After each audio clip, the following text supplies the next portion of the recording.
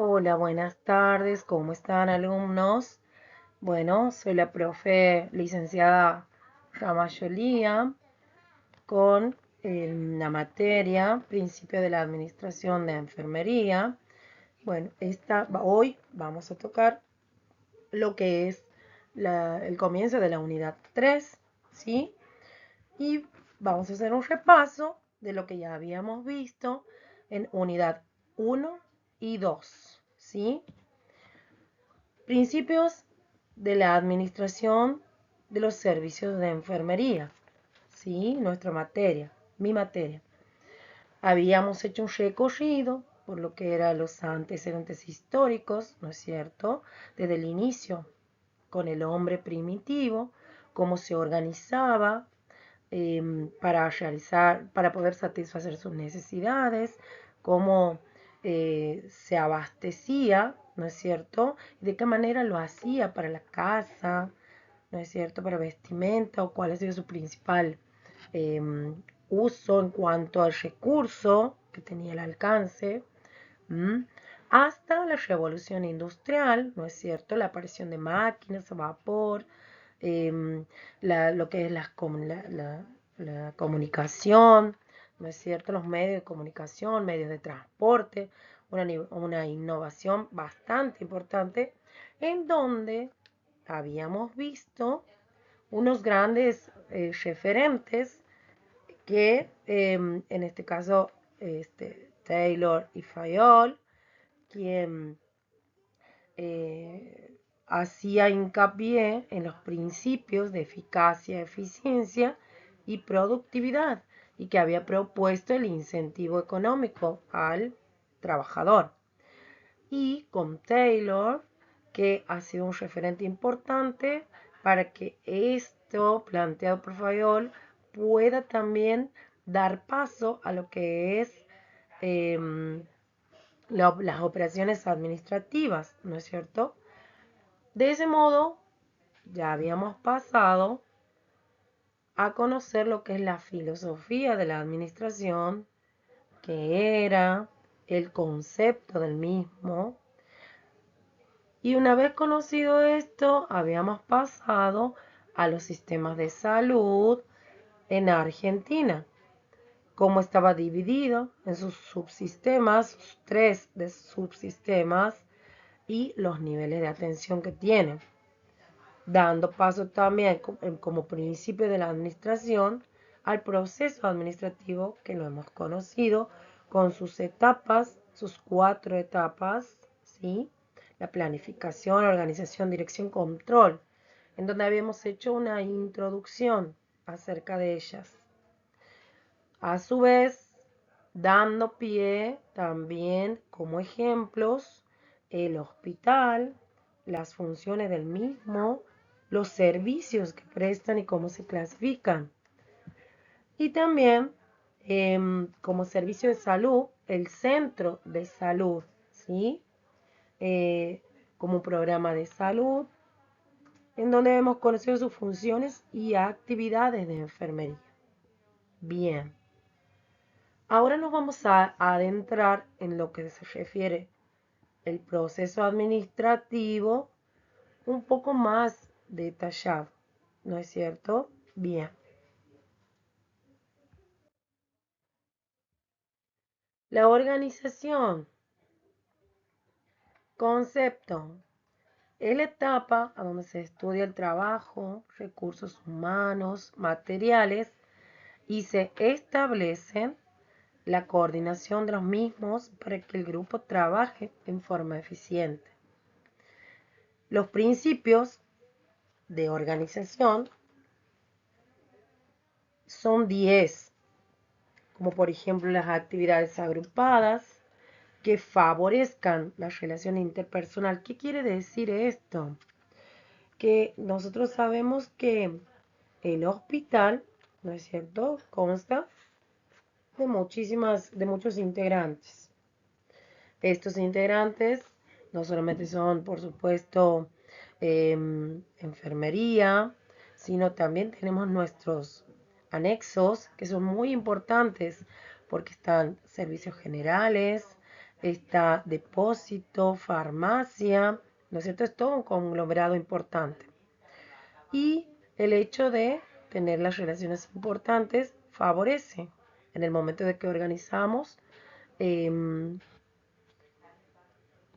nuestra labor. Es importante como principio también las líneas claras de autoridad, ¿no es cierto? Un solo jefe subordinado, el espíritu de trabajo en equipo tan importante, ¿no es cierto? Para que podamos eh, llevar a cabo una labor armónica, ¿m? Y el trabajo precisamente sea llevadero. Tener ese espíritu de trabajo en equipo, la delegación de autoridad proporcional o responsabilidad, la responsabilidad absoluta de cada superior, eh, el orden material y social adecuado, un solo programa y dirección por sistema, a mayor complejidad, mayor determinación de controles, la división del trabajo que es la base de la organización. Ahora bien, vamos a pasar a los tipos de organización, que puede ser de manera formal, que sería correctamente la división del trabajo, la división de funciones, jerarquías, comunicación, normas y reglamentos. Y de una manera informal, serían las relaciones espontáneas del grupo, la satisfacción de intereses comunes. Ahora bien, ¿qué es lo que nos da cuenta o nos manifiesta cuando una organización es deficiente? Que las funciones estén mal distribuidas, que no haya unos objetivos logrados, que existan conflictos, la autoridad, la responsabilidad está indefinida, la ineficiencia y baja productividad, el desperdicio de recursos, el aumento de costos, la baja proyección social. Ahora vamos a los tipos de organización formal, que pueden ser lineal,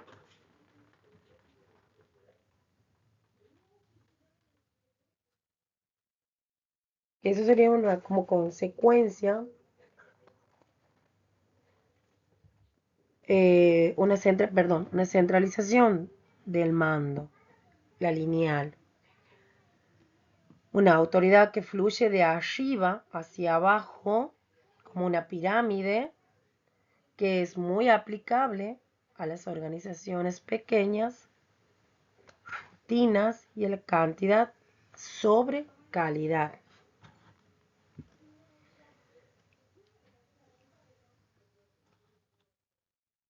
Cuando se inicia una organización, son pocos los miembros de la organización y sin grandes necesidades de especialización. Cuando sus funciones y actividades son rutinarias, cuando el objetivo es cantidad y no calidad. La organización funcional acepta la premisa de romper el principio de unidad de mando, o sea, un solo jefe. Es una autoridad dividida según la especialización. Da al subordinado varios jefes, a la vez que ninguno tiene autoridad total sobre el subordinado. La organización funcional busca simplificar. ¿Qué va a simplificar el trabajo? Establece ya líneas directas de comunicación, elimina la centralización en la toma de decisiones y apoya la especialización. Lo que tiene este tipo de organización es que se caracteriza por una dispersión de autoridad, una subordinación múltiple y requisitos de mayor control. ¿Mm? Eh, Después tenemos la organización lineo-funcional. Este tipo de organización es la resultante de la lineal y la funcional. ¿Qué quiere decir? Las combina las dos, ¿no es cierto? En cuanto se produce una jerarquía lineal en cuanto a la autoridad y funcional en cuanto a lo que es la asesoría. Es por ahí un modelo más empleado en la actualidad. La autoridad en línea es la que va a establecer las relaciones de comunicación y coordina con la autoridad funcional. Por ahí es frecuente que la posición lineal absorba la autoridad funcional. La organización en línea funcional ha dado margen al staff.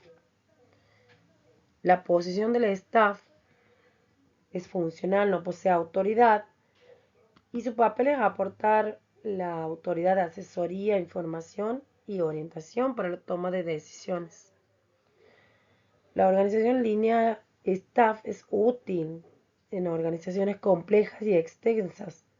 Es posible que se presenten desequilibrios en los niveles de autoridad. Y después tenemos la organización por comités. A veces para algunos estos comités son formas administrativas, para otros representan una organización funcional que no tienen una autoridad lineal. Son organismos temporales, en tanto cumplen su misión. Pueden o no tomar decisiones y tienen un objetivo definido y metas específicas por lograr.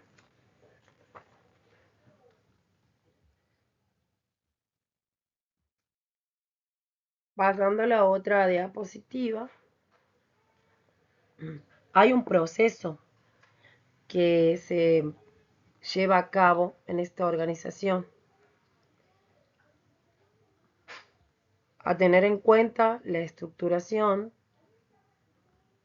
que esta es la que va a determinar las relaciones entre las mismas, las unidades de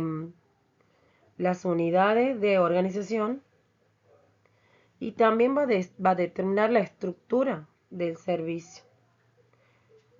Significa que hay que decidir sobre la distribución del trabajo, o sea, clasificarlo y cuantificarlo al monto de actividades a realizar para que podamos alcanzar los objetivos propuestos. Cuando se plantea el problema de agrupar actividades, asignar actividades por cargo, definir funciones de autoridad y los requisitos que hay que tener en cuenta.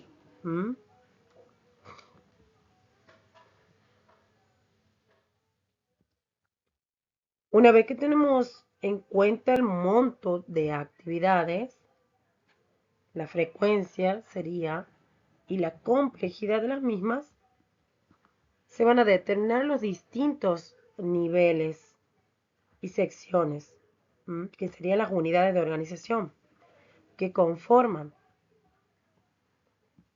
la estructura de un servicio. La estructura consta de dos coordenadas, la horizontal y la vertical.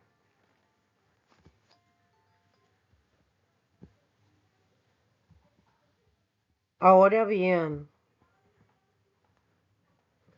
en la estructura horizontal está dada por las unidades de organización, que van a ser determinadas con los criterios de división del trabajo de la institución. Cada unidad de organización debe tener claramente definidos sus propósitos y funciones. Como en la clase anterior nosotros hablábamos, si yo necesito armar un servicio, se predispone, que les daba el ejemplo, de un servicio de cirugía. Este es un proceso en el que nosotros vamos a tener en cuenta desde la infraestructura, o sea, la infraestructura, recurso humano, recurso material. ¿Sí? Tenemos que ponernos a organizar. Entonces, aquí es muy importante poder establecer los objetivos. Este servicio, ¿qué es lo que va a poder brindar? La atención, especificar a quiénes, para que en base a eso podamos establecer principalmente los recursos, no solo materiales, sino el humano, que tenemos que tener en cuenta. Las actividades que vamos a realizar, de poder ver también si va a ser necesario poder especificar ahí precisamente las actividades, el cargo, ¿sí? La autoridad. Todo esto lo ponemos aquí cuando comenzamos la implementación del servicio.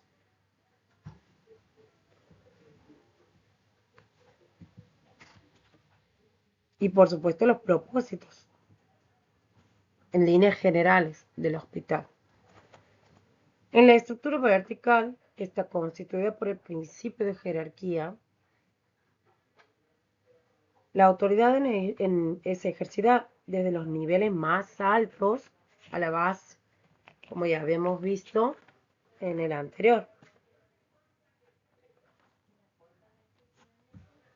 El aspecto vertical de la organización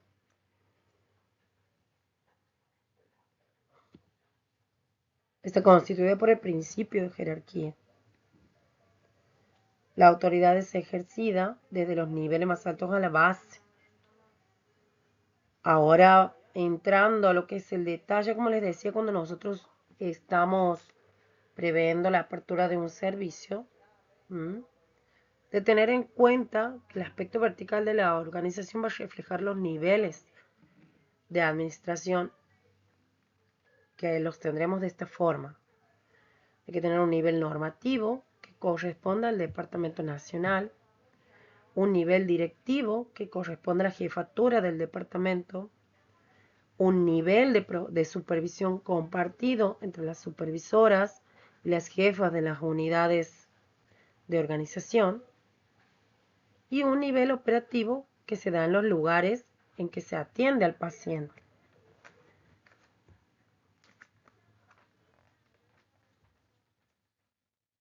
Por ahí la estructura vertical señala también las relaciones de mando, de asesoría y de coordinación, y traduce la responsabilidad y autoridad que se delega de un nivel a otro en la organización.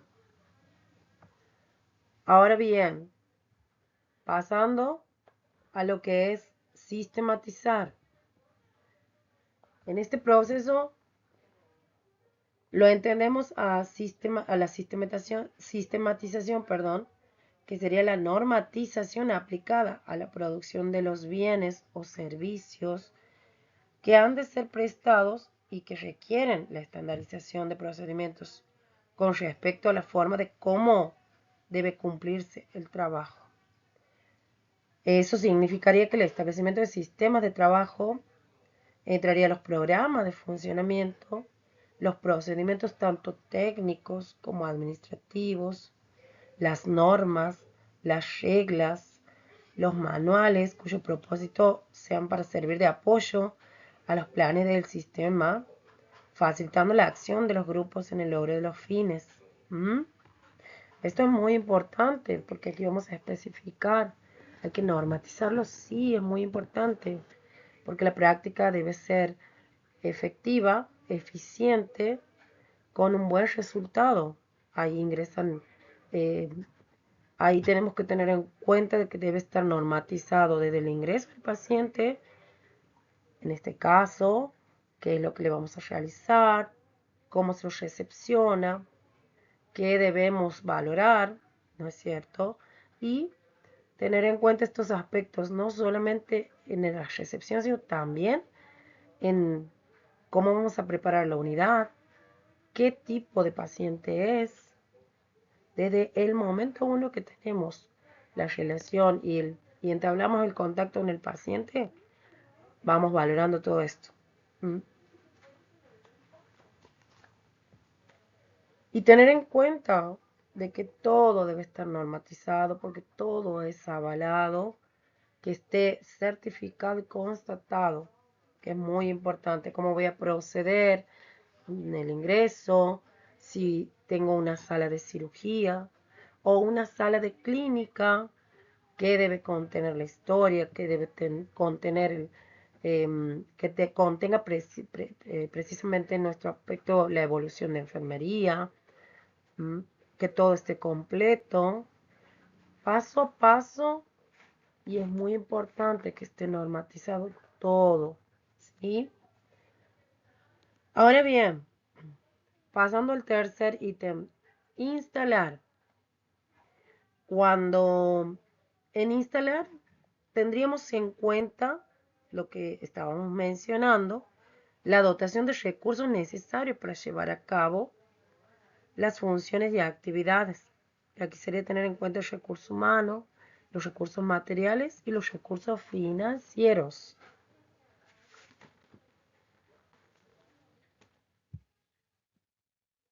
Aquí los aspectos deben ser clarísimos cuando establecemos un objetivo al momento de organizar el servicio para implementar.